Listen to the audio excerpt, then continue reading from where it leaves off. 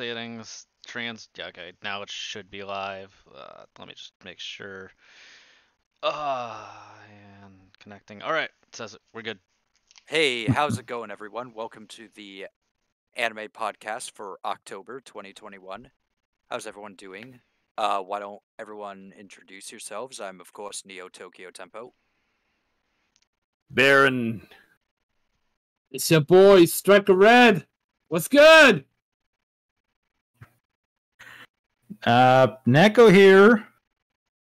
And Getsu. All right. All right.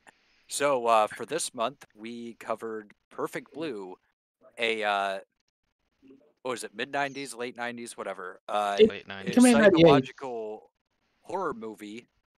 Late 90s. Yeah, late 90s, 98.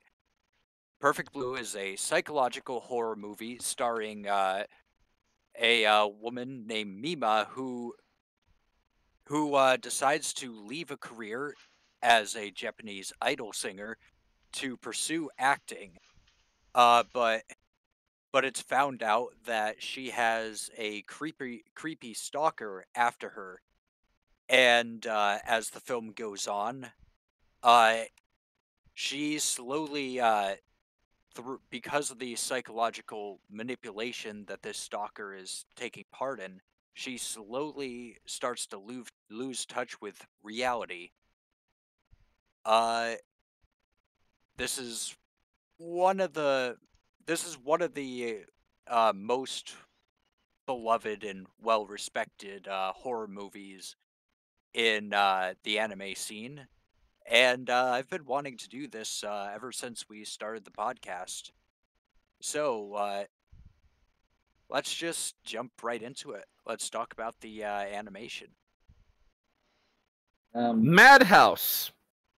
Madhouse. If there was one movie I would use to showcase Madhouse, I wouldn't be able to decide between this and my own. You know, I'm biased a little bit. I like Wicked City, but this certainly had really well made animation. What about Redline, though? I like that too, but I was saying like between my two favorite. Anyways, so I like how Madhouse is able to convey like hallucinations and psychotic breaks, like by hand. They drew all of that by hand, and it still looked fluid enough that it didn't feel like a lazy job. Because if you guys have probably watched a lot of anime, especially the newer stuff, where a character's having a hallucination, and instead of like a vivid hallucination, usually it's just like a really bright color, like purple or red or orange or whatever, and then they have these like shades coming towards them. Laziest hallucination form I've seen. This is the opposite of that. This is like detailed, and it's as if the person's like going insane in front of you, and it's their perspective. Yeah, there's a lot of scenes where it's actually quite subtle. For instance, there's one in particular where she's looking at her reflection in the window, and her reflection moves without her moving, and then it goes away suddenly, and she's the main character Mima is just sitting there wondering what the hell is going on. I quite liked. I thought the animation was pretty fluid. A lot of contrast with the colors. You can, all the bright colors are as bright as they should be. All the darks are nice, deep, dark, rich hue. The modeling is a little strange for an anime, even a '90s anime. The faces look a lot more realistic than you would normally expect. They have big noses and much smaller eyes and more pronounced lips than what you might be particularly used to in an anime from really any era. But it doesn't look bad. It looks quite good for the most part. I'm gonna be real with you. I really enjoyed the incorporation of real brands into the artwork, like Coca-Cola and Alfa Romeo. And although Rumi's face really threw me off at times because her eyes were so far apart, it's like, damn, who in the hell thought this was a great? I'm not sure if this is a gaff. I'm not sure if it's but it looks weird. Like she looks like she looks like a fish person. Which is actually I found it kind of weird, but I honestly like Mima's character design a lot. I like it. She is her aesthetics really good, and you were saying sorry. Oh, I was letting you finish. I actually like Rumi's character design because I think she's ugly sort of intentionally. This is a woman that is kind of latched on to Mima as an idol singer, and likes to project herself into her. And I think the fact that she's ugly and could never pass as an idol singer Yep. really helps sell that. Yeah, yeah. I will add one tiny But bit. we are going into characters, so Yeah. Yep. Yeah. So like, I think that whole thing with that chick. So she, according to the Wikipedia, that like her form of projection is just like a disassociation. It's when yeah. So I think it might be because she was probably bullied, or just people just didn't like her because of how she looked, and then over time, like there are probably other underlying mental issues, but over time, a combination of that, and also she can't be an idol, culminated in someone who's a friggin' psycho that messes with someone's life because they think they're that person. yeah. Yeah, that is going into characters, so we'll talk about that more. We're talking about the design. Oh, sorry, I misunderstood you. I thought we were moving into characters. No. No, we're talking about character design. I really like Mima's design a lot. This has to be one of the most well done characters I've seen right now. The Stalker's design was actually cool. It reminded me of the fucking his disheveled hair reminded me of the chick from The Ring. Well, he kind of resembles a lot of like 80s horror movie, slasher movie kind of villain. Mm-hmm. You know my take on Mamoru. He straight up looks like he looks like he would be more suited into hentai than actual horror film because he looks like the ugly bastard. I can't be the other one who thinks that. Honestly, he's not fat though. Well, that's he's ugly than a bastard though. He at least two of the qualifications apply. Yeah. So I didn't really like a lot of I don't like this style of anime. Like I'm not a huge fan of like the artwork that they used, but the animation was fine. I thought their use of like actually showing lights was really good though. Like a lot of animes don't incorporate like ground light a lot. So whenever they were using ground light, that was like really interesting that they were doing really cool shadows and stuff. So like you can tell the skill of Madhouse whenever it comes to animation and getting everything done. I'm not a fan of this style of art. That's all. Are you just being a contrarian or No, just I actually just do not like this. Like it's Hey, I look at it and like it's automatically making me not want to watch it. I'm just letting it like that's just me though. Like I can understand why everyone else likes it. This just isn't the type of anime I tend to watch and enjoy. Is it me or was this done in watercolors? Because I really like the watercolor. The fact that he says use watercolors in the cells. They use watercolors in this. I think the background. Usually At least on the cells, maybe in the backgrounds they used watercolors, Yeah, but I think like a lot of the background's good. I don't like the character designs. That's yeah. I mean, they look I also quite like realistic, so yeah. that's kind I of the also problem quite there. like how realistic looking mechanical objects are in this Yep. movie. mhm. Like if you see a computer, it looks like it actually really does look like a real computer. If you see like a radio or something, you could Uh, really imagine it. It's very detailed. If you, I don't know, I don't remember if there's any cassette tapes. there was a Uh, PlayStation 1 though. Mhm. yes, there was. I was gonna say with that kind of thing, you could easily Photoshop that screenshot of that scene and make it look like it's real from an old, like a low quality photo. Like that's what I like about Madhouse. They're really good with lighting and machinery. We've seen two of their films before, and you guys know what I'm talking about.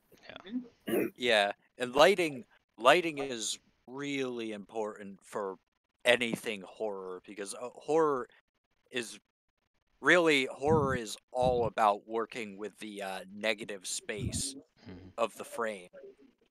Uh,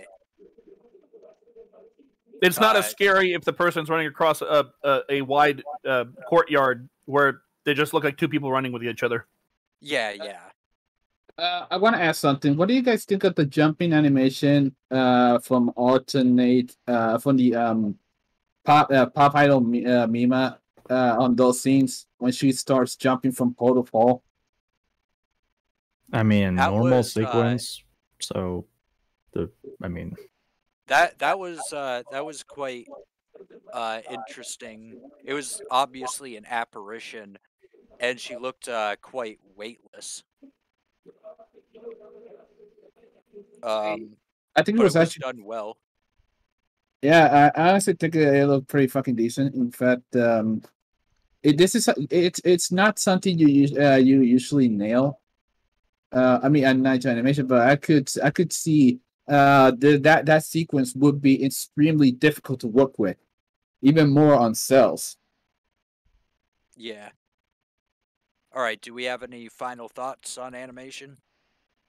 um, people are gonna hate me for saying it, but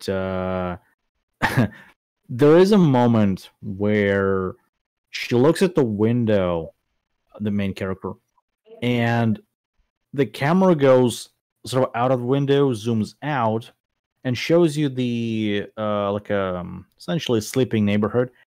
And the problem is that the frame in which her room is situated, the window, it's so badly drawn. That's like one thing that really, really, really sticks out. It's completely unproportional and completely messed up. But otherwise, all of the characters, they look way more realistic than pretty much all of this stuff. This is sort of between obviously his other works and something like Kate, which some a Kate or something like that. Whatever they call them in Japanese, but very realistic, very sharp. In terms of like what the character looks like, but the backgrounds are a little bit faded and more blurry.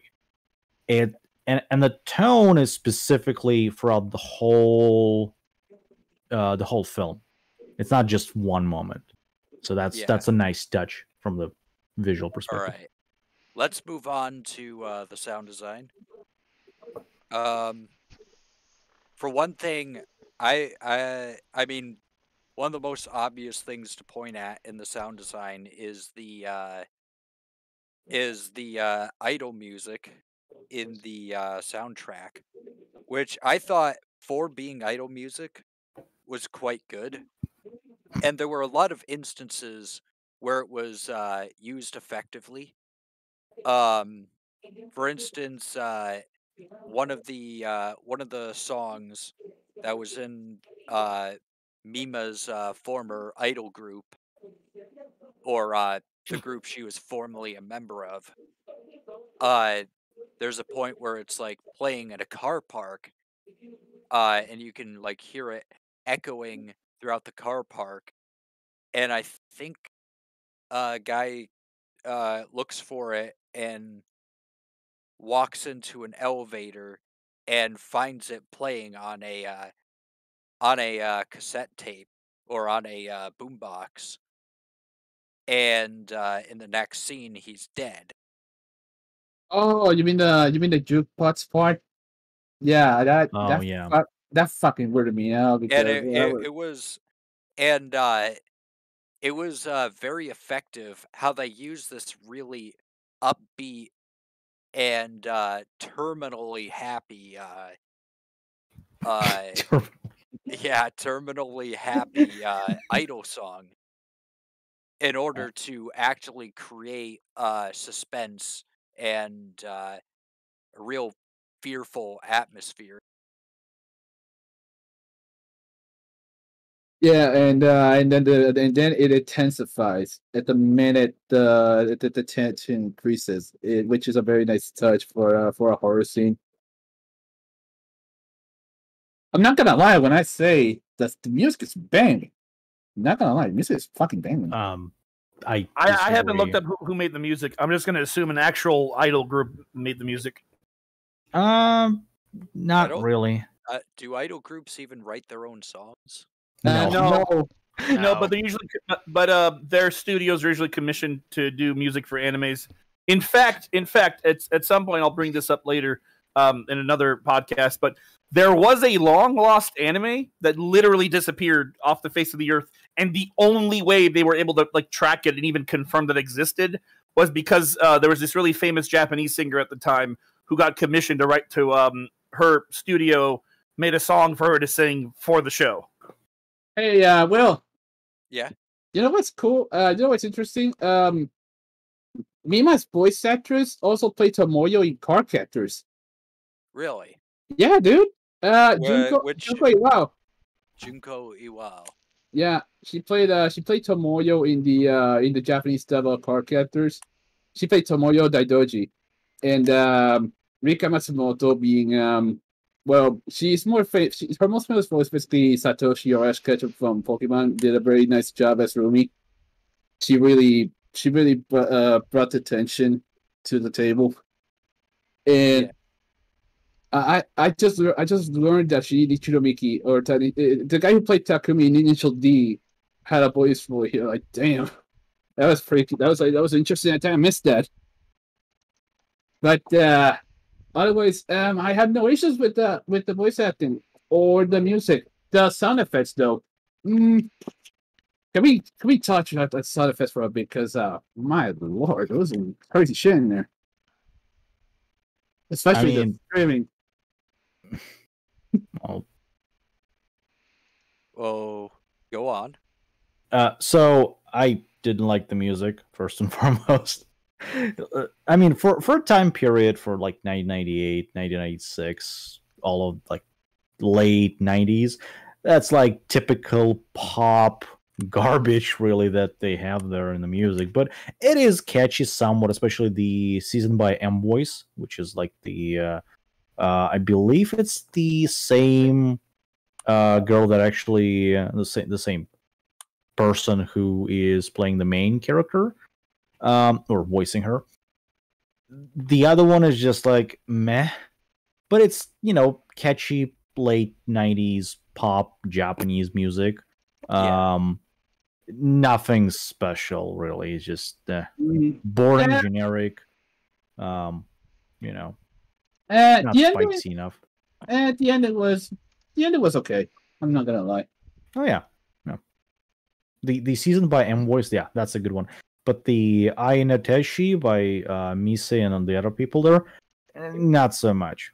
So but the thing is, the music is used specifically in that direction, like boring, poppy, terminally happy, specifically to underline the whole like pop culture and idol culture in Japan at that time, and that's like perfectly matching in the film, just perfect. It's sort of like a vaporwave where it's cheap sounding on purpose.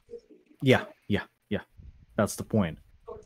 So, and fits perfectly. Yeah. What did you think about the rest of the score, the sort of uh background music, the sort of standard fare horror movie kind of stuff that they have? Well, I mean, you got to realize that the guy who made the sound director, Masafumi Mima, he did a lot of other stuff. He did Armitage 3, both of them. He did Black Cat. And now he actually works on Boku no Hero no Academia, so he is really good. Like, really good. And I don't know, like Satoshi Kon probably beat the shit out of him, but he really did amazing job at that thing. So I mean the aspect and attribute of good score, the original score, not the songs itself, is that you're not supposed to notice them. They're supposed to like blend into the action Subtlety. or scene or all of that stuff. So What Will said earlier, subtlety. yeah. Well, not only subtlety, they're supposed to blend in, because if they're just subtle, you kind of noticing that stuff. So Well, that's kind of an interesting thing to say, because typically when we think of something as having a good soundtrack, the music doesn't blend into the work at all. In fact, it stands out. I vehemently disagree with that stand. What does it not stand out in Star Wars or Cowboy Bebop or the Lord of the Rings? Because they blending into the scene and overall mood of the what's on the screen. Yeah. A good example of this is, for example, if anyone played Deus Ex Human Revolution, this is the perfect freaking score. It blends in, it gives you the atmosphere immediately. It just perhaps we're thinking of something different.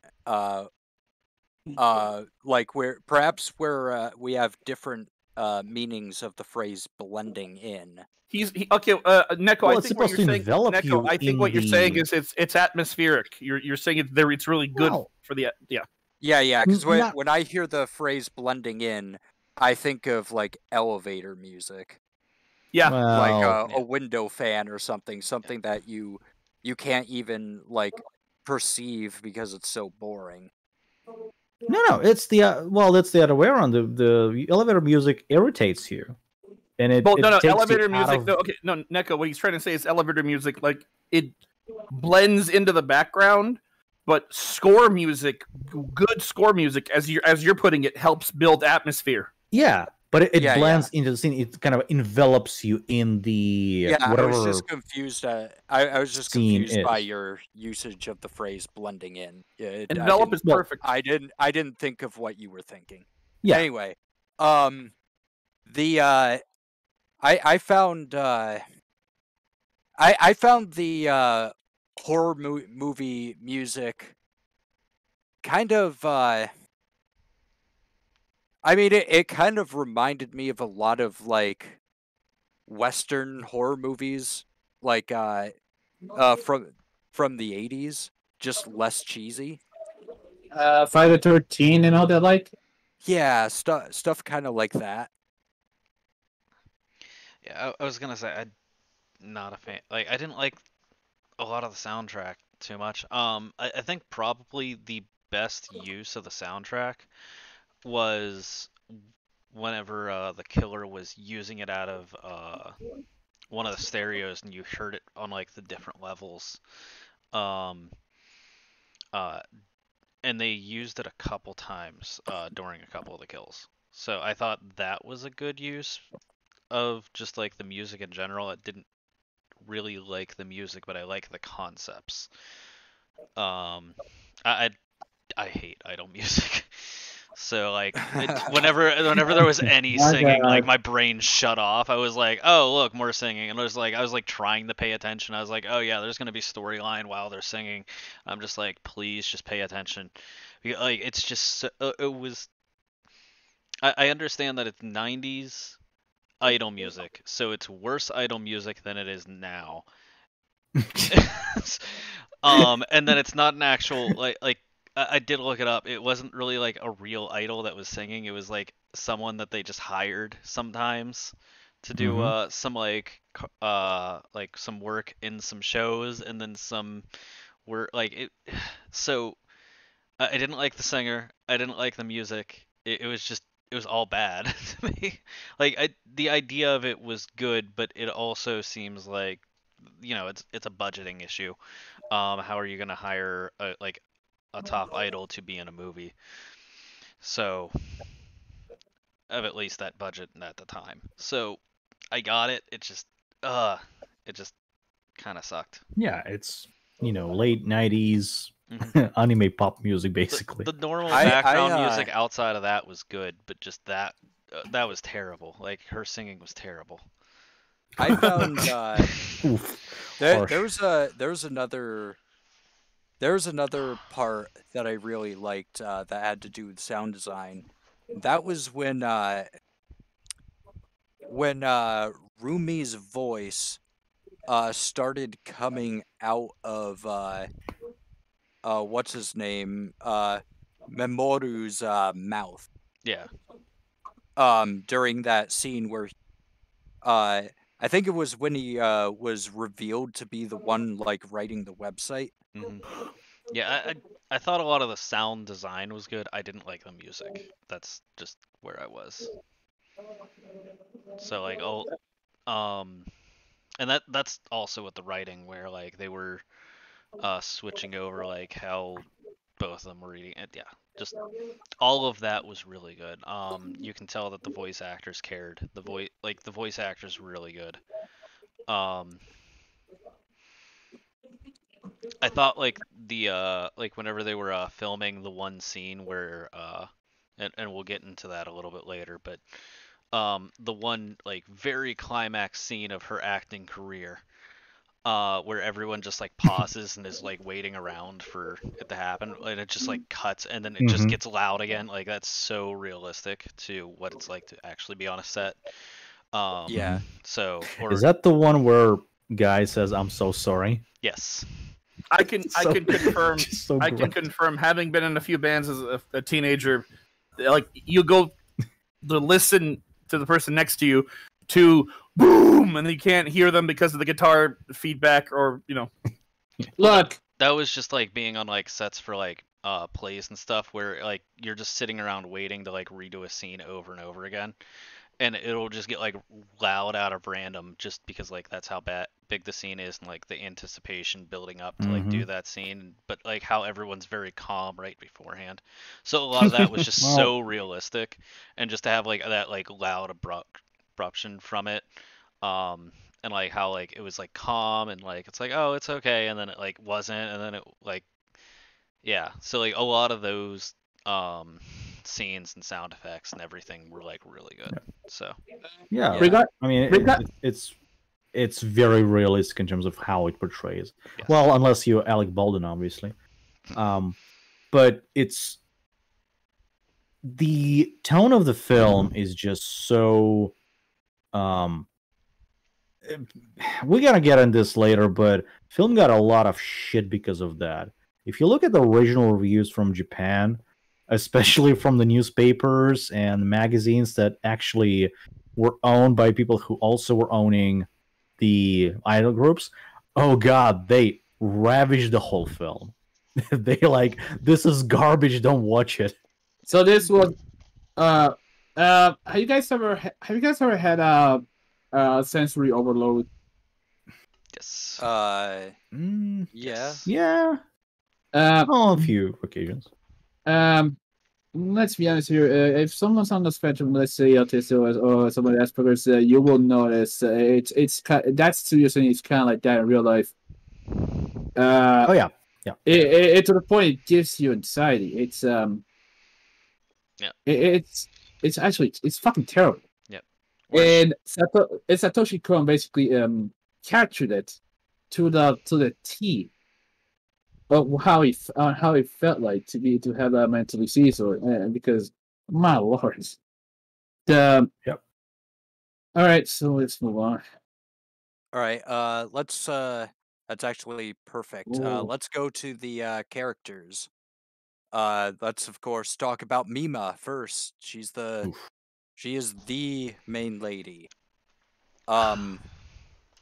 Mima.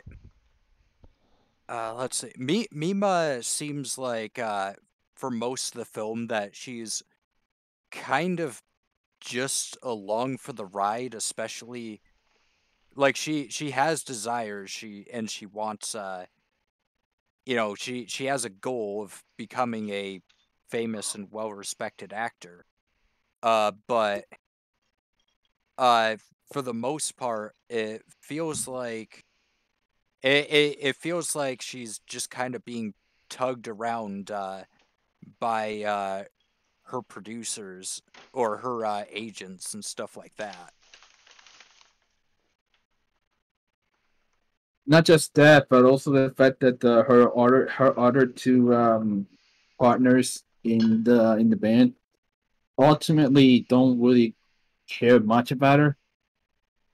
Like Yeah, it seems like they just kind of move on when she leaves, and that's it. And then when they see her again, they're like, "Yeah, we're successful. You should have been here."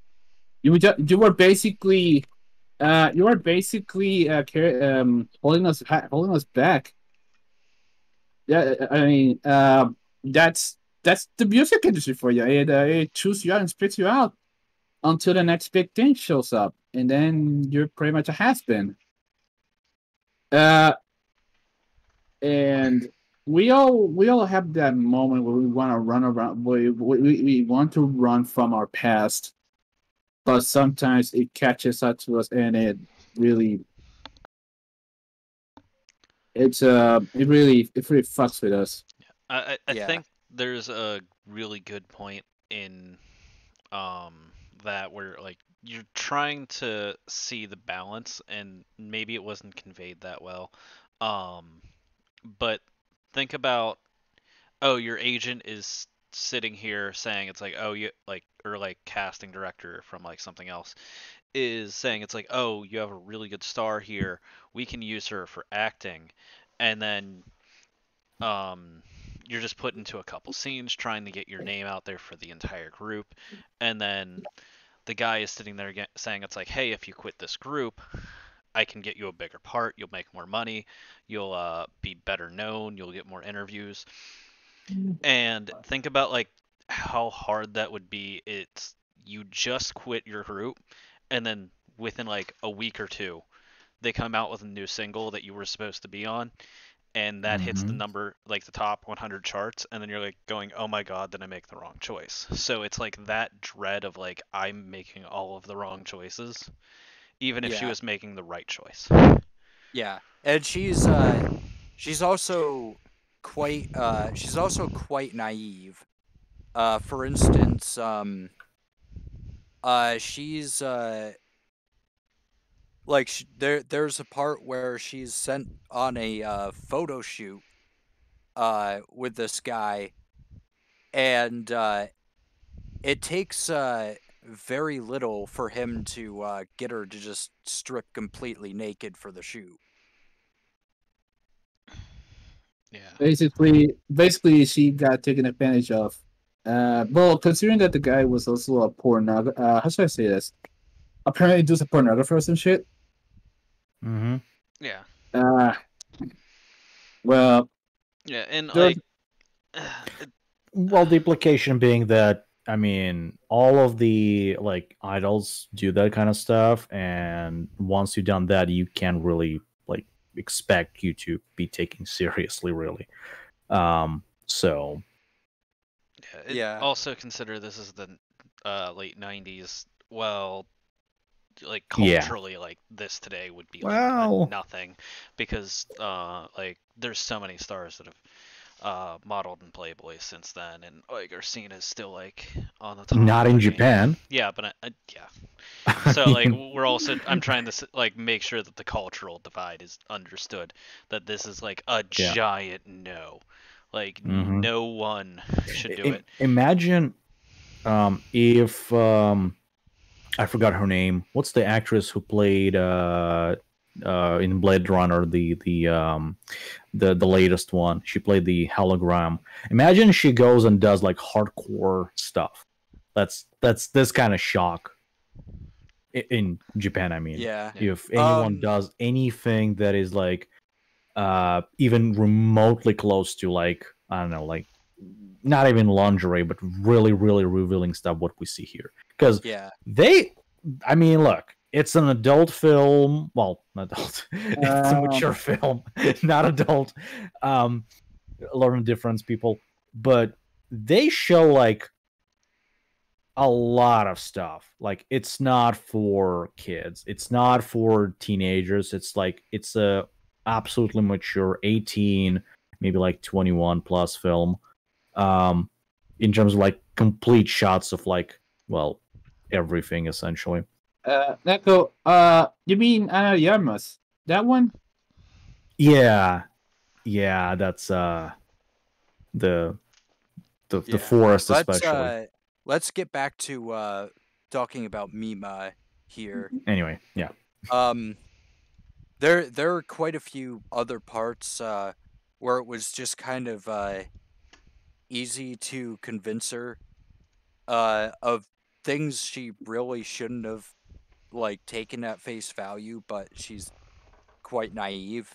For instance, I think there was a bag that was like involved in someone's in someone's murder, Yeah, and program with and the she clothes. and she finds it. I think she finds it in her house because what's her face Rumi leaves it there, and she freaks out and doesn't and it almost causes her a mental breakdown. And I think the implication is that she's sort of losing touch with reality, and she thinks that she might have done it. Mm-hmm. I mean, are we going to spoil the whole film? That's kind of the there's podcast. I mean the that's one of those films that like My spoilerinos.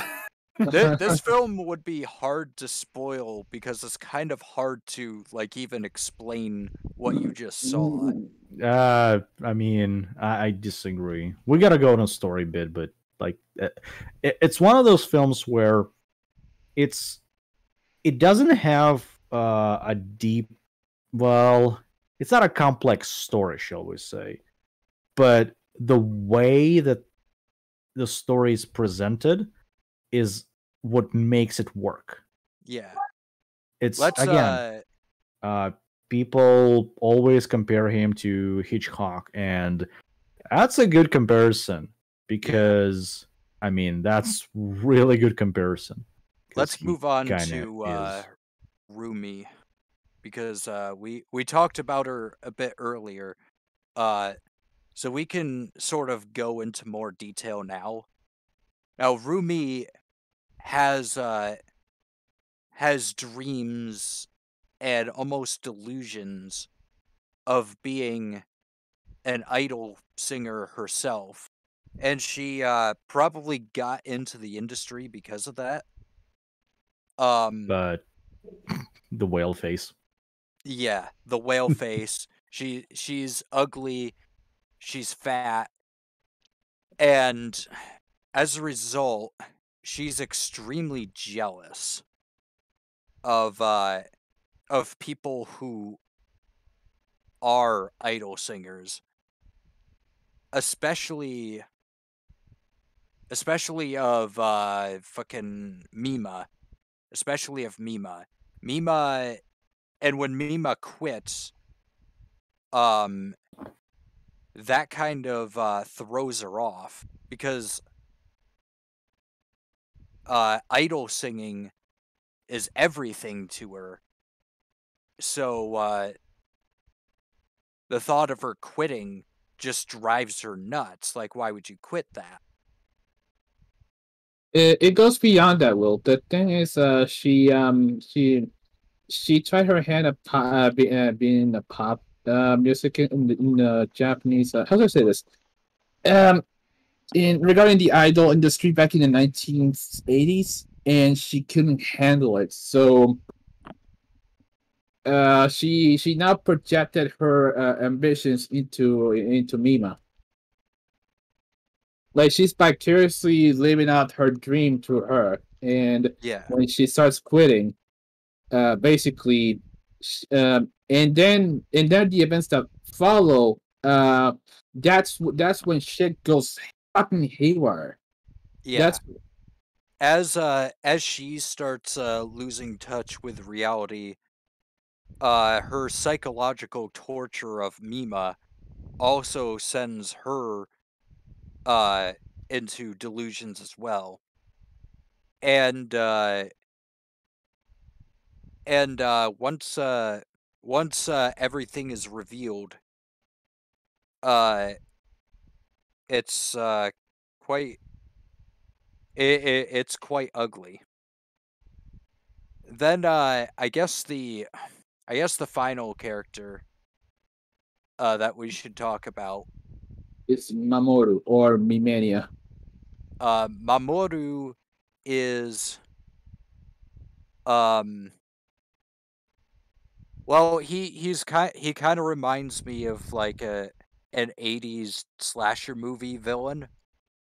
He's he's considerably bigger and stronger than anyone else in the movie. Uh he he he's quite ugly.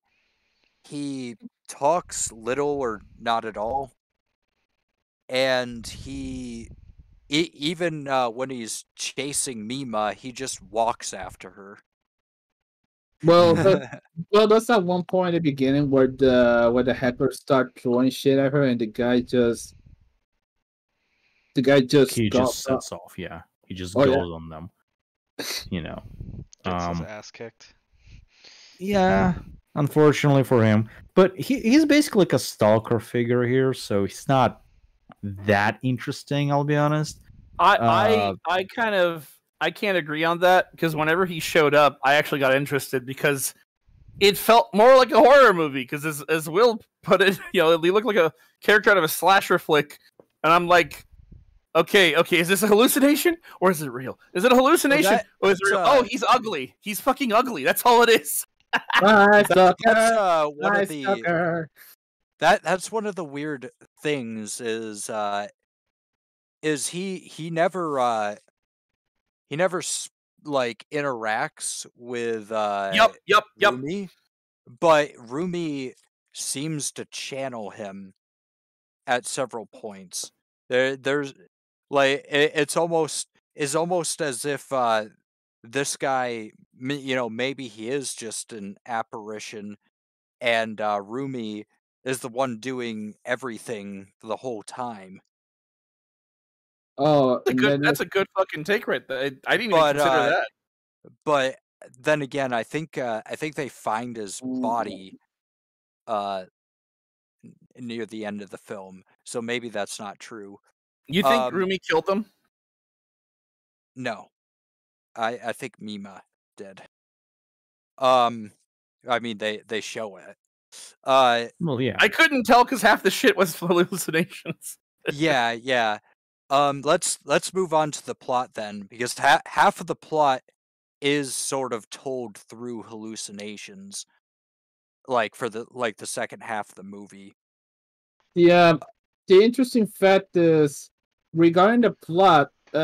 If there's something that Satoshi Kon is famous for, is narrowly splitting the area between reality and fiction. He did this as well on a couple of his other works, like a Paranoia Agent, which was about a kid who was apparently an apparition, and he started killing a bunch of people. But we'll have to touch that once later on. But in the case of Satoshi, he pretty much He pretty much put that line between it and try to keep into it. If you guys don't know what I'm talking about, well, I'm afraid I don't know what I'm talking about either. This movie actually had more questions than answers in certain aspects. Yeah, for most of the for the first half of the plot, it's just kind of Mima going through her split with the idol group in her early career as an actress. With strange things filtered in, like her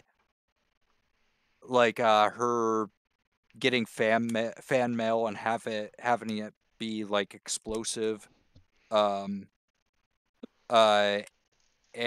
Having Trader her fax to her house, just And yeah, there was and a then lot of weird fan mail she was getting, like all death threats from her yeah. quitting being an idol. And and then there was go ahead. and then there was the fact with that regarding her diary. The fact that Ruby was probably the one who knew everything about her, like um, obsessively writing her deepest thoughts on the web for all the fans to see. She was apparently playing Mima in the website. Yeah, Which, the website kind of reminds me of kind of a strange anachronism for like modern viewers that's in this movie. That's Mima like having to be taught like the very bare bones basics of how to use a computer.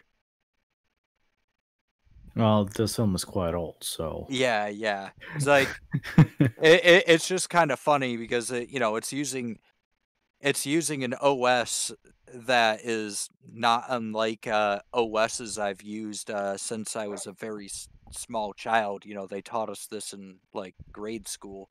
I mean, it's like Windows 95. Yeah, it's something like that. So, and that's weird because it was a Mac computer that she had.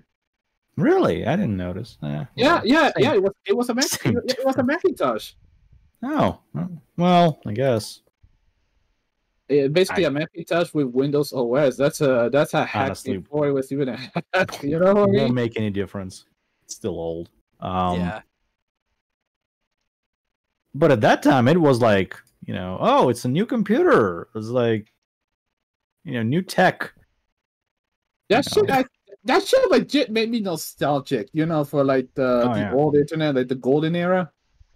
Oh yeah. Yeah. Well, yeah. It is kind of like it is kind of like one of these old little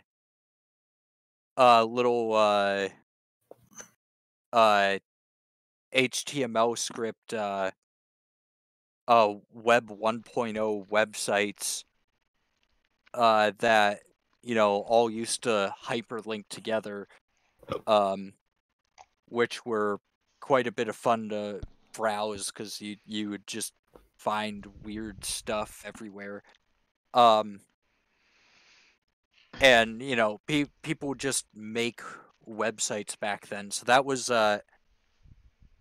kind of a very that was a pretty realistic part of the plot. Yeah, I was gonna say I remember using a Macintosh whenever I at that time at school. Like it was that was 90. Yeah, this is made in 97. So yeah, 98. Yeah. My math teacher and my English teacher back in 1990s used to have Windows 95s on their classrooms. Yeah. But they were mostly like in the Mac class they had at least 8, and one of my something I remember she one of the teachers used to let me play 1942 on the computer. I actually had that game. on a computer of all things. But anyway, But what I was gonna say was I remember it being a hassle to learn how to use one of those computers back then because they were terribly made. So like whenever it was like this is hard, I was like actually yeah, like it's not conveyed as like that now, but like yeah no that was really difficult back then. I know we're going through a nostalgia trip right now because well a lot of us we were need kids in the to 1990s. get back on topic. Yeah. So anyway, what was I gonna say? Anyway, the second half of the movie is when she's really starting to sort of lose touch with reality. And there's several points where a whole bunch of things will happen, and then you find out that all that stuff you just witnessed was just kind of part of like a role she was playing or something like that. And it comes on very suddenly. And there's quite a few plot threads that sort of confusingly, disorientingly loop into one another. As her perception of reality is sort of unraveling, almost as if she's not perceiving events in order. There's a lot that you don't know if it's a dream, if it's her acting, or if it's real. And all of that was getting muddied together very rapidly. And the longer the movie went on, the more rapidly that kept happening.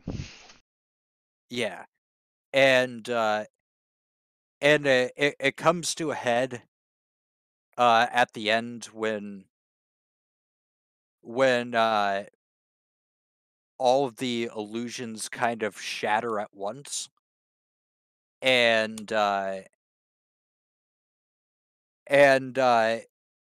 it leads to possibly one of my favorite scenes, or one of my favorite shots in any anime ever, where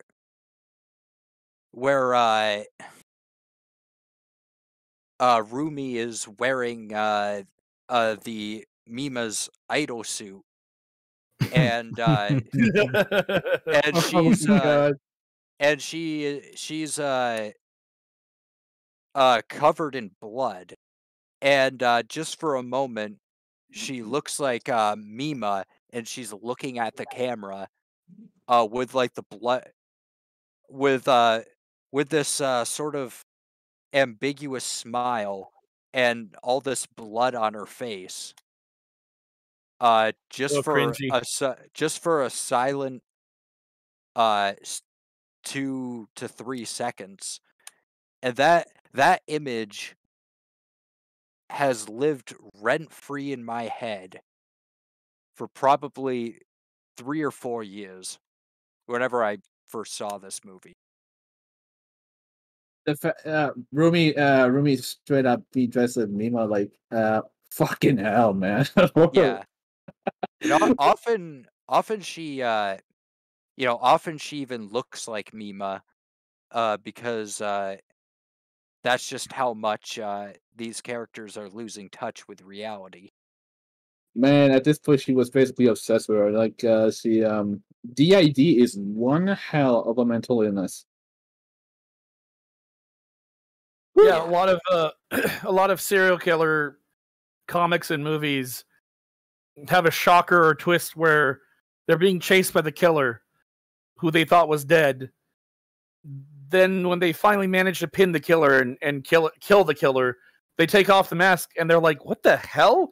And it's like the previous victim who survived went insane, got DID, and thought they were the killer. Like that happened with the Halloween comics. The chick from the first movie grew older, and then she eventually started killing people in the comic. Yeah. This was a little different. the killer thought, well, there was no killer. That's the thing. There was no killer.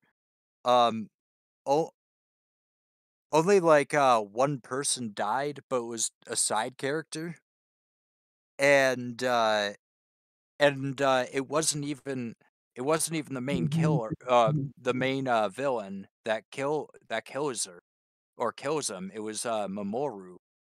Unless I'm wrong, maybe someone else dies and I just don't remember. I know at least two of these guys died, but It was one of the other producers that died. Oh yeah, and then Mamoru dies as well. right, we just spoiled the movie apparently. Oh yeah, we spoiled a 23-year-old movie. I or mean, 22. I'm gonna be honest. I've heard that so many times in anime communities and regular movie communities. People need to piss off with that shit. Like these are old movies. It's gonna get spoiled in casual talk. You know, fuck off. Yeah. yeah, but I mean, it's one of those films like you kind of have to still watch it anyway. So I Yeah. rewatch Cowboy Bebop all the time. It's still the same magical experience, whether or not I know the story. well, it doesn't have a story that much anyway, so you know. That's a almost good this point. film. Hey. Yay! All right. Anyway, let's. I think we're about at time, so let's give our final thoughts and ratings. oh boy. So if it wasn't apparent, I wasn't a big fan of this anime movie. I don't know. I didn't. So I didn't find anything extremely suspenseful. I didn't like the design. I thought, it's still a Madhouse production, so it's still good, and I can't say that it's not good. But I didn't like the design. I didn't like how much they were flipping between uh, reality, the movie that they or the TV show they were shooting, and like her dreams. Like they were doing it a little bit too rapidly to a point where it's like kind of jarring instead of like it's almost meant to make you not want to be able to follow the movie so that you are double thinking every single action. And then that just kind of throws me out of anything. That's why I don't like many thrillers to begin with. Is it's all just trying to create like a plot twist just to do another plot twist to try and just jar you as much as possible to make you overthink. So like I just don't like thrillers to begin with. I don't like this style of anime art. It's just like nothing is really my thing here. And I made it very clear I don't like 90s idol music. So all of this just kind of bored me. It wasn't anything that was meant for me. I can't say it was not well done. I can't say it was not executed well, and I also can't I love the concept of what Japan and in turn Korea, and then we can get into the American argument after that.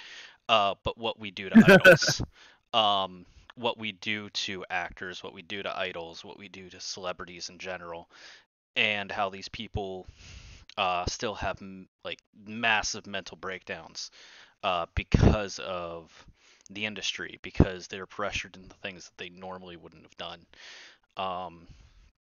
Because they think, oh, I'm going to be a failure, so I have to do this thing just so I can stay somehow relevant. So I thought all of those elements were good, but I just don't like the rest of it. So like I'm going to give it a 6, but I know it deserves better than that, but to me it's a 6. Neko? I mean, this is one of those masterpieces that people have to fucking watch. Yes, I'm talking to you people. It's not a light watch because I mean there is a rape scene, there is a nudity, violence, a ton of blood. Like that's just that's just what it is. The thing is, that is the story is based on a novel, and the novel is completely different than this thing.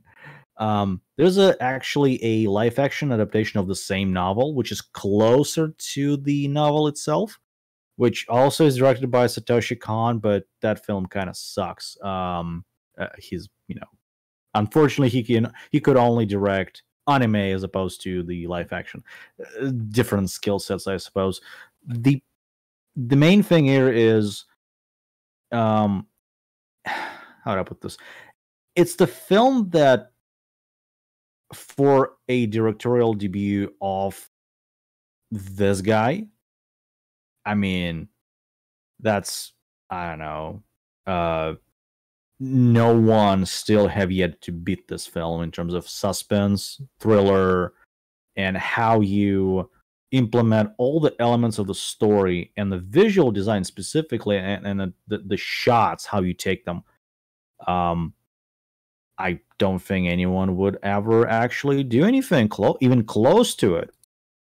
And then you gotta also remember, there are a few people who plagiarized the crap out of this film, specifically like Arafosky, who made a Requiem for a Dream and then Black Swan, which fucking sucks. Did he pay By for Black comparison. Swan? No. There was like a financial agreement. It's Nope, I might be wrong though. That's the thing. They had a meeting for a bathtub scene, but that that just whatever. They didn't do anything. He wanted to make live action adaptation of the film, but I mean, Satoshi Kon said, fuck it, and made his version in 2002, which sucked. I'm sorry, people, but it's not bad in terms of like story, but it's actually bad in terms of story. Yeah. The difference is this is psychological horror with like amazing twist. The anime, the live action is like high school drama. It's like that fucking different. And the main actress of the film, Maeda Yakana, she haven't played much since then. It's like the last work that she did was 2006, and just like wow. That's just killed everything. And unfortunately, we're not gonna see any other films from the guy because, well, he died in 2010, unfortunately, which makes 11 years or so. And the problem is with the Dream Machine, which is supposed to be like his fifth film. He's on production, he's on direction, and they film about 600 shots out of like 1,500 or so, and Madhouse and Mappa just said, you know what, we fucking can't do any of that stuff because there's an outline here, but we don't fucking have anything. Although they did show them in a I believe French documentary film about him, a few shots here and there, but it's just like they're not gonna show the film because it's incomplete. It's just fucking blows, I guess. Anyway, it's must watch. It's one of those classics that people who enjoy animation in general and films and directing must watch. So, I mean, if you haven't watched that one or you're not going to, you're not my friend. What's your score? 10. All right. Ooh. RJ? Even with all the problems. So, gonna start off with a score and then say why. 10 out of 10. Yes. One, I've already mentioned. I'm biased. I like Madhouse. I like Madhouse's works. I mean, One Punch Man, one of my favorites. Redline's another one Lewis mentioned, which I can't. I liked Redline so much, I went and I looked up the prequel series, the series that came out before it. And I can't express how good their animation style is. Because see, in video games, I like Arc System, the people that do Guilty Gear. It's just the speed of the gameplay. You know, it just feels fluid. As long as something feels fluid and natural, I like it. And you know, there are a lot of animes that pull that off, but not all of them do it. And like, so if I asked you guys this, would you know what I'm talking about? Have you ever seen like a scene in an anime where like there is either like a cataclysmic thing going on, or like there's a giant robot, or like there's an action scene where something is getting across a wave of water, and then there's this stream of like different, slightly lighter colored water like coming out of whatever's surfing on it? Let's see. That's awfully specific. Well, it's an effect that I keep seeing in animes where if there's a wave of water in the distance and there's something surfing on it or cutting into the water, suddenly there's this jet that shoots out of the water, and that effect in particular sticks to my head as one of my least favorite effects in anime, because everyone does it, and it's just so simple. It's just you draw a mound, you put some shading to make it look like water, and then you just draw a line and then make it all of foam or whatever the heck's shooting out as, you know, as a character is gliding through the water or floating through the water or whatever. Madhouse, like, sure, they have, like, you know, like stuff that might look simple every now and then, but as you guys put it earlier, like, the computer looked like what a computer would look like. Wicked City, we watched that together. Same with Demon City Shinjuku. I mean, what I liked the most about Shinjuku was the truck scene where they're being chased by a car, and then the car transforms into a demon. Like its mouth opens up and everything, and it looks so damn natural. Like it looks like it's believable. Like I could see that in a Stephen King film with good CG, not bad CG. And they did a good job for this movie. I liked it. I usually you and Josh know this well, and so does Lewis. Neko probably knows this by now. I don't like anything that surrounds high school kids, or unless it's horror. I love horror. I don't like anything that's cheerful. It just bothers me. I don't know why. Just cheerful stuff bothers me. And I don't like anything that has to do with idols. But I like this film because it was like filled with suspense. Like I felt like I was actually watching a horror film. I'd seen bits of this movie before. I never got to finish it, and now I'm glad I finished it. And I just wonder why I didn't watch it sooner, because this is the movie's left a good impression on me. One, because of the studio involved. Two, I like the tone of the movie. And three, I really liked the mental illness perspective. It wasn't just like I mentioned before. It wasn't just she's seeing like a tint of red everywhere with like shades walking towards her. Blah blah blah. It's no. She's seeing vivid hallucinations that are meant to make us feel uncomfortable as well.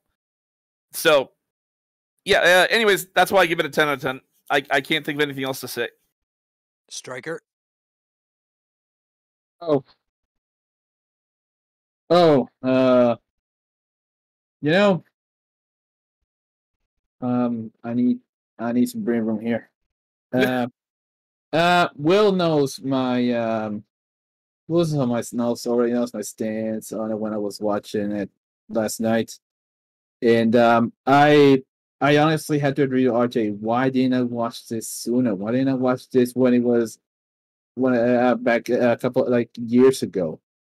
This is one of those movies that unfortunately I actually regretted missing out on, but finally I got to check it out, and this is not often. It's not often we actually cover anything for Satoshi Kon, because, well, the man came and went, and unfortunately, pancreatic cancer did him in, and we all know what happened after that. The man was a visionary, if I had to say it. and maybe not that far regarding a visionary, but Oh, he definitely was. Like I that. mean, he is the best director that we actually fucking had. This is the closest we would get to live action without live action. So he is definitely a visionary. Go ahead. I mean, sorry, that's the Will, close sorry, one to Liz. what we have to the fucking Kubrick. Let's be real. And I know people hate Kubrick, well- but like, let's be real. Yeah. That said, that Kubrick was a psychopath, though. But Yeah, but you know, I Sorry, don't Lewis. think- Go the ahead. same. Go ahead. I don't think there's ever gonna be anything like this ever again. And every single adaptation that went after it, like there was regarding that, this is not the only adaptation. There was a couple of Western ones as well that, as Nico said, were absolutely shit. And yeah, Mhm, and also the Japanese ones. Honestly, it was one of the few animes that actually made me uncomfortable. It did its job. It really is as fucked up as it is in some aspects, especially the how should I say this? That certain scene with the actor and the way that Rumi fucking snaps, like she was done. It was the last thing. It was like, my God, this movie was insane. It was if you're looking for a good movie to watch on Halloween night, check this one out because motherfucker, this movie will make you uncomfortable, especially when it comes to the stabbings. I'm personally, I would say that I'm not big on. It's not that I'm not big on horror movies. No, there's a couple of slash films I've seen. I've seen Saw, and this movie was, but this movie was more of if I had to put a Western equivalent of it, I'd say what are the equivalents? Oh, never mind. I'll skip that one. I will say, as a psychological thriller, not only did it do this job, it did it to the point it's now legendary. Perfect Blue has a cult following. I mean, not for a reason. I mean, it's have you guys ever seen Paranoia Agent? It used to be on Toonami back in the day. Same fucking energy. So what is my score regarding this movie? I can't give it a 10, man. I cannot. It's the closest I can give it is like 9 or 9.5. You know what? 9.5. That's the closest I will give it. I honestly want to say this movie is absolute kino. This movie is fucking kino. You really need to check it out. It's a damn shame that Satoshi Kon, well, he's no longer with us, but his spirit lives on throughout his movies. And this movie pretty much blurred the line between realism and fiction, and just mixed it in. It's frankly, yeah, it's a must watch, honestly. Yeah. It's a classic. It aged very well. Yeah. To the All okay, right. well, So as far as my take on it, this is about maybe like the third or fourth time I've seen it. And it's kind of been sort of the same experience every time. You know, the the suspense is there. The second half of the movie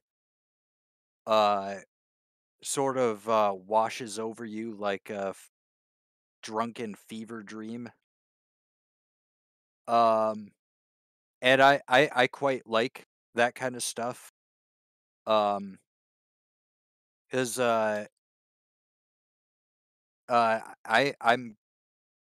am quite bored with like the monotony of not just modern anime, but modern culture in general. Everything just kind of seems the same. But that's a hell of a topic for a different day. There are a couple problems here and there. I described the characters. I didn't really say much about what I actually thought about them. I thought they were kind of boring, to be honest. The most interesting character was probably Rumi. But the atmosphere was good. The way they told the story was good. I even liked the music, as cheap as it gets at points. I still liked it. Maybe it's because unlike modern pop, I haven't been spammed with 90s J-pop uh every day at work and at school for my entire life. So maybe that's why. As far as my score, I'd say I'll give it an 8.5. If it had really memorable characters, I'd probably give it a 10. As far as that, yeah, that's really all I have to say. I mean, it's just watch the movie. It's kind of it's a bit difficult to really talk about without just going all high concept and whatnot and stuff you probably wouldn't understand unless you've seen it. I kind of gotta talk like you haven't seen the movie if you're in the audience. But yeah.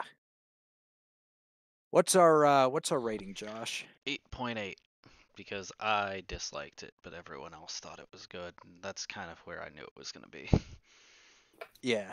My God, man. All right. You guys don't blame you, really. Yeah. All right. Anyway, that was our October 2021 podcast for Outpost 1018. I hope everyone had an excellent month. I hope everyone has a happy and spooky Halloween. And Spooky, yeah. scary skeletons. See you guys next month.